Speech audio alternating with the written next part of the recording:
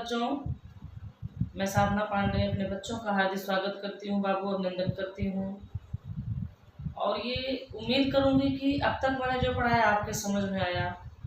मेरे पढ़ाने से नहीं कुछ होगा, आपको पढ़ना होगा तब समझ में आएगा बेटा। मैं तो अपना काम कर रही हूँ, पढ़ा रही हूँ, प्रयास कर रही हूँ कि एकदम आसान से आसान भाषा में पढ़ाऊँ, आसान से आसान आपको मैं एग्जाम्पल दूँ और ट्रिक के माध्यम से भी समझाने का प्रयास करती हूँ। लेकिन जब आप उसको पूर्ण मनोयोग से आत्मसात करेंगे तभी समझ में आएगा। ये बात जान लीजिए, पढ़ाना मुझे है लेकिन पढ़ना आपको है। और जब तक आप लगेंगे नहीं तब तक कुछ होना नहीं है। मैं ये 100% प्रयास करूँगी कि आसान से आसान करके आप तक पहुँचाऊँ मैं। तो अब तक हमने लगभग 3 वीडियो में अलंकार पढ़ा। पहले में मैंने अनुप्रास से मछलेश पढ़ाया, दूसरे में उपमा और रूपक पढ़ाया, और उसके पहले वाले में हमने अलंकार का परिचय देखा था। आज हम आगे का अलंकार पढ़ेंगे, उत्प्रेक्षा इत्यादि को। तो अपना समय हम न गंवा करके अपने टॉपिक पर चलते हैं बेटा। आज हम क्या पढ़ेंगे? उत्प्रेक्षा अलंकार। उत्प्रेक्षा अलंकार, ठीक। उत्प्रेक्षा अलंकार, जहां उपमेय में उपमान की संभावना की जाए, जहां पर उपमेय में उपमान की संभावना या कल्पना की जाए, संभावना की जाए, वहां क्या होता है? वहां उत्प्रेक्षा अलंकार होता है। उत्प्रेक्षा अलंकार होता है, ठीक। जैसे इसका एग्जाम्पल देखते हैं। अच्छा, इसकी पहचान क्या है? इसकी पहचान होती है जन मन जानो मानो जानहु मानहु। ये सब शब्द जहां मिल जाए वहां उत्प्रेक्षा अलंकार होता है। पहले हम इसका एग्जाम्पल देख लें, फिर हम इसकी पहचान देख लेंगे। जैसे मानव सूर काढ़ी डारी है, वारी मध्य ते मीन, वारी मध्य ते मीन। मीन मीन्स मछली। अब देखो यहाँ मानव शब्द मिल गया ना, जन मन जानो मानो, है ना। ये सब जहां मिले वहां क्या होता है? उत्प्रेक्षा अलंकार होता है। इसकी पहचान यही है। सूरदास की लाइन है कि मानो, यानी गोपिकाएं कृष्ण के वियोग में ऐसे तड़प रही हैं मानो वार माने जल के बीच से मछली को बाहर निकाल कर रख दिया गया हो, ठीक। एक और बिहारी जी का है, 2 एग्जाम्पल देख लीजिए। मनव नीलमणि शैल पर, कहीं कहीं मनव लिखा था, कहीं कहीं मनव। मनव नील मणि शैल पर आतप पर्यो प्रभात, सोहत ओढ़े बीत पट श्याम सलोने गात, मनोह नील मन शैल पर आतप पर्यो प्रभात। यानी भगवान श्री कृष्ण उस पीताम्बर में ऐसे लग रहे हैं कि मानो नीलमणि पर्वत पर सुबह के का पीला प्रकाश पड़ रहा हो। उनका शरीर सांवला और नीलमणि पर्वत की तरह उसकी उपमा की गई है। और जो उनका पीताम्बर है, पीला वस्त्र है, वह सूर्य की पहली पीली किरण है प्रभात काल की, ठीक। तो मनव मनव दोनों मिल गया। एक और है, उस काल मारे क्रोध के तन कांपने, उसका लगा मानो हवा के वेग से सोता हुआ सागर जगा। तो ऐसे तमाम है, और वो याद कर रस भी मिल जाएगा आपको। अब इसकी पहचान हम देख लेते हैं कि हम कैसे पहचानेंगे कि उत्प्रेक्षा अलंकार है। जहां पर क्या मिल जाए? जन मन मानहु जानहु, ठीक, इत्यादि इत्यादि शब्द मिल जाए तो वहां पर क्या होता है? उत्प्रेक्षा अलंकार होता है, ठीक है। अब हम देखेंगे अतिशयोक्ति अलंकार। अतिशयोक्ति, अतिशय धन उक्ति, अतिशयोक्ति, कौन सा अलंकार वो संधि यहाँ पर है, अतिशय धन उक्ति, आ और उ मिलके ओ बन गया, गुण संधि, आ गुण। अतिशयोक्ति अलंकार, जहां पर किसी व्यक्ति या वस्तु की इतनी प्रशंसा की जाए, इतनी प्रशंसा की जाए कि लोक सीमा का अतिक्रमण हो जाए,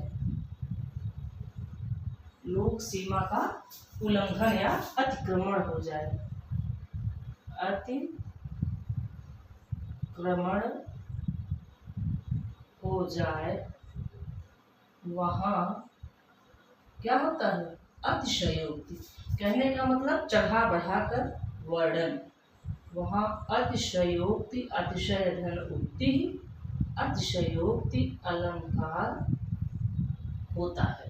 ठीक, हम इसकी एग्जाम्पल में क्या देखेंगे, अतिशयोक्ति का मतलब चढ़ा बढ़ाकर वर्णन, इतना चढ़ा बढ़ाकर वर्णन किया जाए कि लोक सीमा का अतिक्रमण हो जाए, यानी वो अलौकिक हो जाए। ठीक है ना, जैसे एग्जाम्पल हम क्या देखेंगे, हनुमान की पूंछ में लगन न पाई आग, हनुमान की पूंछ में, लंका दहन का वर्णन है, पूंछ में लगन न पाई आग,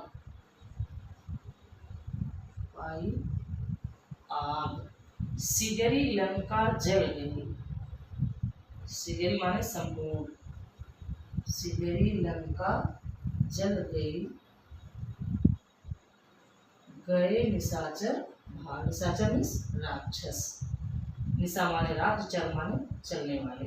ठीक, हनुमान की पूंछ में लगन न पाई आग, सिगरी लंका जल गई, गए निशाचर भाग।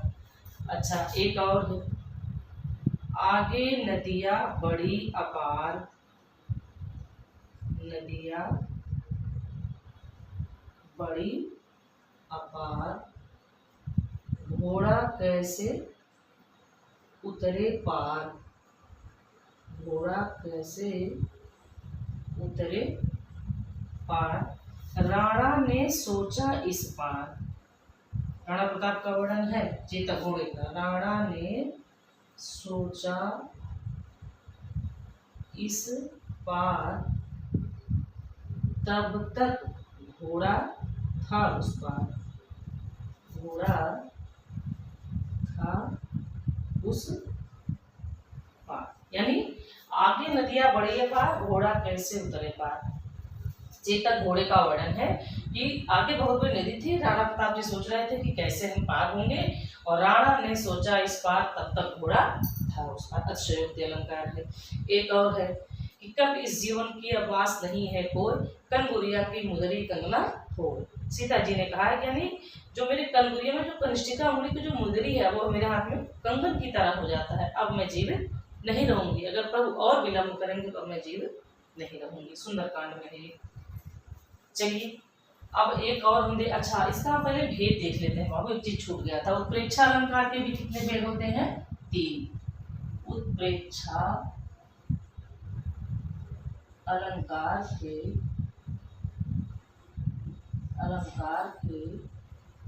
3 भेद होते हैं। कितने भेद हैं, 3। ठीक, उत्प्रेक्षा अलंकार के 3 भेद हैं। कौन सा, फलोत्प्रेक्षा, फलोत्प्रेक्षा, हेतुत्प्रेक्षा और वस्तुत्प्रेक्षा, वस्तुत्प्रेक्षा। ठीक, 3 इसके भी भेद हैं। ठीक है ना, अब हम क्या देखेंगे, अनन्वय अलंकार। ठीक, अनन्वय अलंकार क्या देखेंगे, अनन्वय अलंकार, जहां उपमेय के अभाव में, जहाँ पर उपमान के अभाव में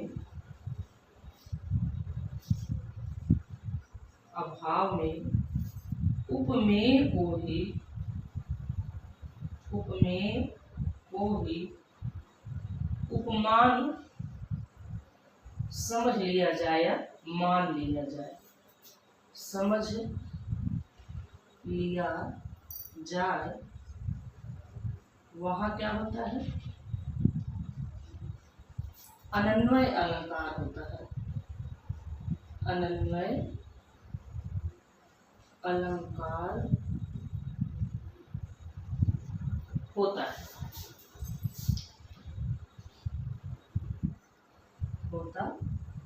जैसे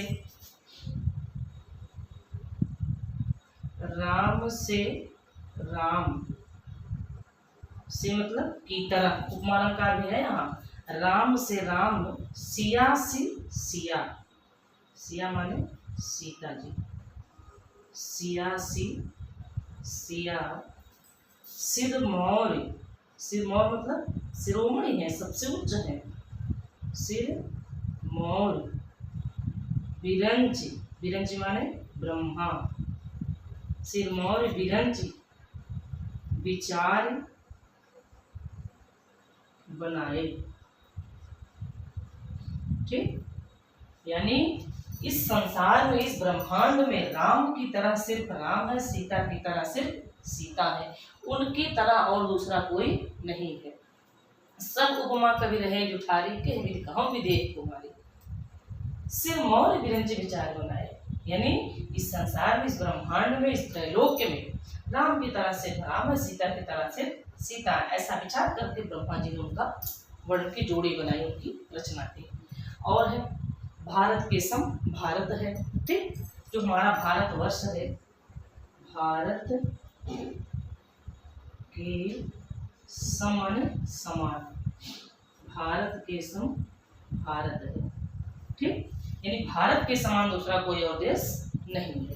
ठीक है, आज हमने 3 अलंकार पढ़ा, उत्प्रेक्षा अलंकार, अतिशयोक्ति अलंकार और अनन्वय। अनन्वय का मतलब है जहाँ पर जैसे उसके तरह दूसरा कोई ना हो, सिर्फ ओनली वन, एक ही पीस कोई हो, उसकी उपमा किसी से ना किया जा सके, अनुपमेय हो, वहां पर अनन्वय अलंकार। जैसे राम से राम, सिया से सिया, ठीक, भारत के सम भारत है ना। तो उम्मीद करते हुए बेटा इतना आपको समझ में आया होगा। आप इसको अपने नोट्स में बना लेंगे, उतार लेंगे, पढ़ेंगे।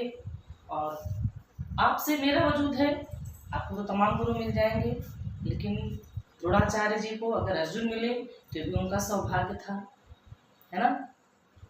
तो मेरे अर्जुन, मेरे एकलव्य, मेरे प्यारे बच्चों, खुश रहो बेटा, जीवन में बहुत आगे बढ़ो, सफलता आपके कदमों में हो, और उसी के साथ साथ मुझे भी आगे बढ़ाओ। इस चैनल को सब्सक्राइब कर लेना, वीडियो को लाइक कर देना बेटा। और इसी के साथ हम अपने वाणी को विराम देते हैं, मिलेंगे अगले वीडियो में, तब तक के लिए जय श्री राधे।